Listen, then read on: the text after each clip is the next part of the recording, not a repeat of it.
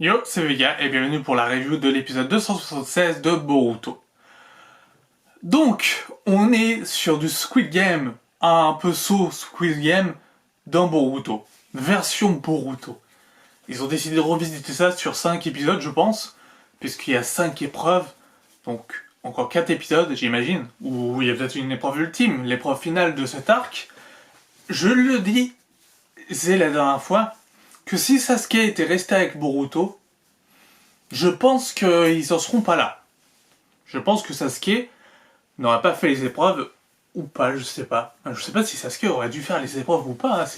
Mais ils l'ont retiré de l'équation. S'ils l'ont retiré de l'équation, c'est qu'il y a quelque chose à faire avec Sasuke. Est-ce qu'il va chercher Kodé? Est-ce qu'on va le voir chercher Kodé? Ou est-ce qu'il était trop puissant pour ce jeu de labyrinthe avec du coup plein de nouveaux protagonistes qu'on a pu faire connaissance dans cet épisode? Donc c'est à voir. Vraiment à voir, est-ce qu'il était trop cheaté, du coup ils se sont dit non, on va mettre Sasuke à l'écart et on va garder Boruto?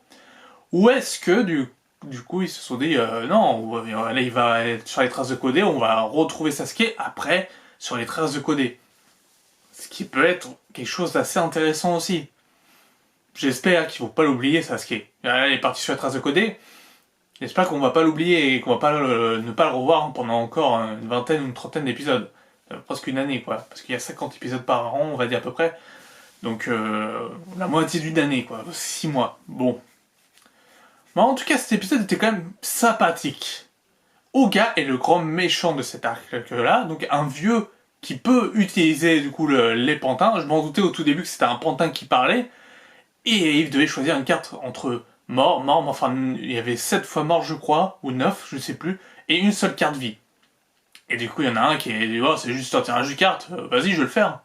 Il tire une carte, il tire la carte mort et il se fait tuer. Logique. C'est un peu ce qu'on attendait de ça, et c'est ce qui s'est passé. Du coup, les gens étaient choqués. Et après, il a expliqué qu'il y avait 5 parchemins, et chaque parchemin contient une épreuve. Et du coup, chaque épreuve est là pour surmonter du coup la vie. Enfin, surmonter la vie. Le gars dit que la vie n'est tenue qu'à 15 fils. Et que, du coup, les choix qui ont fait qu'ils sont encore en vie et dans ce labyrinthe-là n'est pas dû au hasard, mais dû au fait qu'ils sont capables peut-être d'anticiper la mort, de un coup de chance de prévoir pour ne pas mourir. Et donc, Oga veut prouver son hypothèse avec des jeux de survie. Voilà, des jeux de survie. On est à Squid Game, hein, je vous l'ai dit, Squid Game, Saw, on a ces versions Squid Game, Saw de Boruto. Mais c'est sympa. Je sens qu'il y en a plein qui vont mourir. Déjà, il y en a plein qui sont morts. Les morts hors champ. Pas mal de morts hors champ. Donc, je rappelle que j'ai fait une vidéo du coup de la review du top 15 de Boruto, où il y a des morts assez violentes. Je me demande comment ils vont le faire dans Boruto. Parce que Boruto, les morts, c'est quand même... C'est montré, mais pas tellement. C'est genre un peu du hors-champ aussi quand même. Ils jouent beaucoup sur le hors-champ. Il y a pas mal de hors-champ et donc voilà. Donc ils se retrouvent tous sur un dédale. Un dédale, une sorte d'échiquier géant. Et les pièces du dédale s'effondrent une à une. Pas les côtés, c'est vraiment du hasard. Hein. Enfin, bref, tout s'effondre petit à petit. Et leur but est de du coup sauter pour monter en haut. C'est le jeu le plus con que j'ai vu au monde. Je veux dire, c'est juste un dédale, il faut sauter en haut. T'es un ninja, tu le fais facilement. Boruto, il le fait facilement. Enfin, tous les ninjas qui sont avec Boruto. Donc, il y a un ninja de Konoha qui voulait d'abord péter le mur et il s'était enflé la main parce qu'il tapait pour rien. Bah, ça voulait pas céder, quoi. C'est normal. Un ninja de Konoha, un ninja du pays de la foudre, je crois. Le gamin. Le gamin qui est là, je sais plus comment il s'appelle le gamin.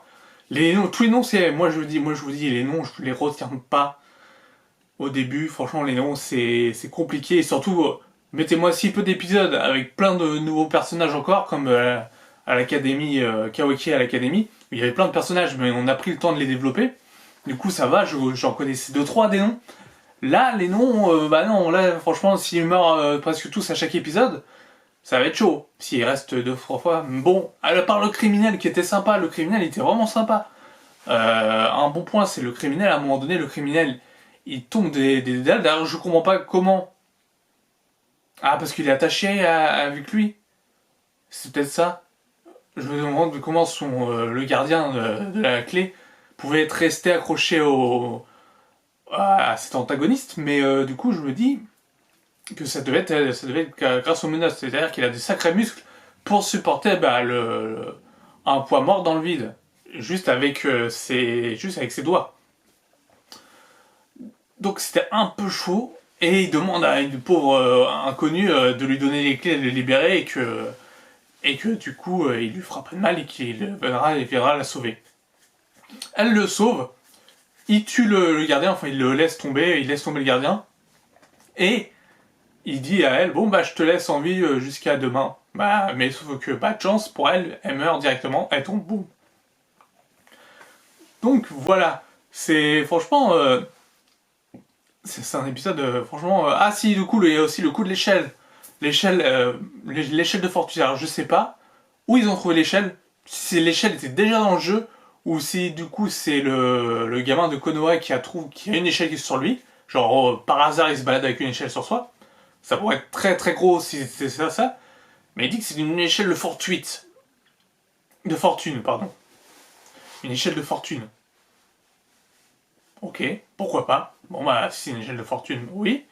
Mais tu l'as trouvé dans le labyrinthe. Parce que si elle était dans le labyrinthe, il fallait juste qu'il y en a qu'un seul qui monte et qui donne l'échelle et que tout le monde monte en fait. Et là tout le monde reste survécu. Hein. Parce qu'après ça s'est chamaillé parce que ça allait pas assez vite, etc. Et je pense que dans la vraie vie ça se passerait comme ça. Il y aura des gens qui paniqueront et qui pousseront les autres et qui vont passer en premier, etc. Et, et du coup ça causera plus de morts qu'autre chose. Je pense que ça se passerait vraiment comme ça dans la vraie vie. Voilà. Mais en tout cas c'était un épisode très intéressant et très intéressant. Non, j'ai bien aimé. J'ai bien aimé. Je me dis bon bah voilà, on est à nouveau reparti sur des VHS. Hein. On fait ce qu'on peut avec ce qu'on a et franchement, c'est pas mal. Ça sera peut-être un peu long parce que 5 épisodes, encore 5 épisodes, donc encore un mois à tenir sur ça, ça risque d'être un peu long, mais bon, pourquoi pas.